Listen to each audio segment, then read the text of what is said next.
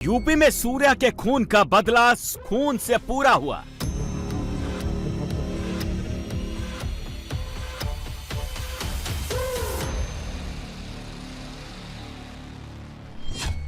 UP में सूर्या चौहान के हत्यारे का हिसाब हो गया है। एक ही एनकाउंटर हुआ है, अभी 6 बाकी हैं और 6 के घर पे बिल्डोरे चलना चाहिए, चाहे यहाँ पे हो चाहे गांव में हो, तभी इंसाफ पूरा होगा। चाकूबाज असद का जहन्नुम का टिकट कट गया है।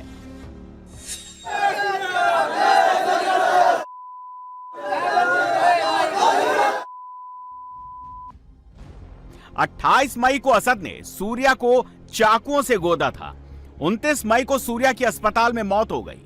30 मई को गाजियाबाद से एनकाउंटर की डिमांड उठी। परिवार ने सीएम योगी से इंसाफ की गुहार लगाई। 30 मई को सीएम योगी ने पुलिस अधिकारियों के साथ बैठक की और अगले 24 घंटे के अंदर ही योगी की फोर्स ने हत्यारे असद की फाइल क्लोज कर दी। एक्शन सीएम योगी आदित्यनाथ के ऑर्डर पर हुआ, एनकाउंटर पब्लिक की डिमांड पर हुआ। सब लोग यहाँ पे एनकाउंटर और बुलडोजर की ही मांग कर रहे थे, तो हम लोग कल भी यहाँ पे सामने उनकी माताजी के सामने खड़े थे और यही हम लोग भी आश्वासन दे रहे थे कि ये योगी राज है और ये भूल गए थे शायद कि हम उत्तर प्रदेश में रह रहे हैं और उत्तर प्रदेश की खोड़ा कॉलोनी है। यहाँ आप लोग को दिख रहा होगा कि मोमडन थोड़ा सा इनकी संख्या है, लेकिन यही भी भूल गए कि ये बाबा जी के अंडर में है। तो बाबा जी ने जो करा है वो बोला है, वो करके दिखाया भी है, लेकिन अभी इससे हम संतुष्ट नहीं है। अभी एक का एनकाउंटर हुआ है तो समझो ये 20% है, तो अभी 80% बचता है। जो 6 और 7 लोग अभी बचे हुए हैं उनका भी एनकाउंटर होना चाहिए। हमको योगी जी पे पूरा विश्वास है।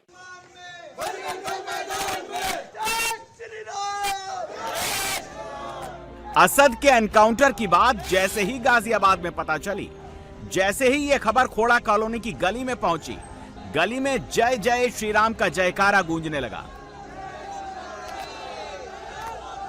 हो गया का नारा लगने लगा। लोग असद के एनकाउंटर के बाद जश्न मनाने लगे।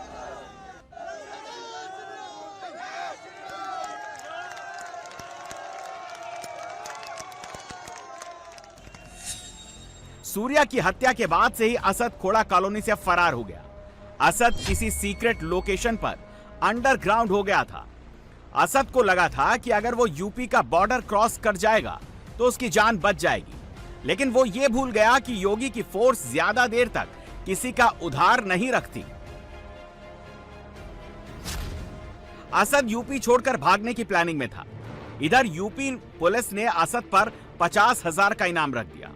असद अपने दोस्त से पैसे उधार लेने के लिए जा रहा था और यूपी पुलिस को असद की लोकेशन मिल गई। असद अपने प्लान में कामयाब हो पाता उससे पहले ही असद की लोकेशन यूपी पुलिस ने ट्रेस कर ली और असद की फरारी फाइल्स का द एंड हो गया।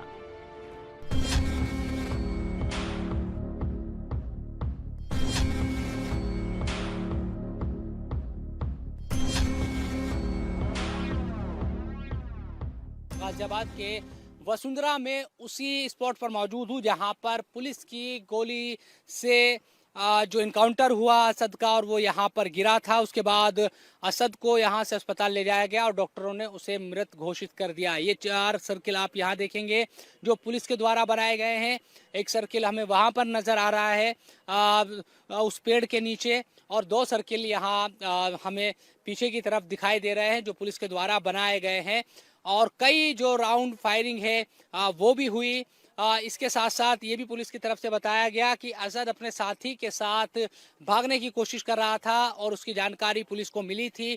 पुलिस ने जब असद को रोकने की कोशिश की तो असद की तरफ से फायरिंग की गई। पुलिस ने ये जानकारी दी और जवाबी फायरिंग में असद को गोली लगी और वो यहाँ पर गिर पड़ा।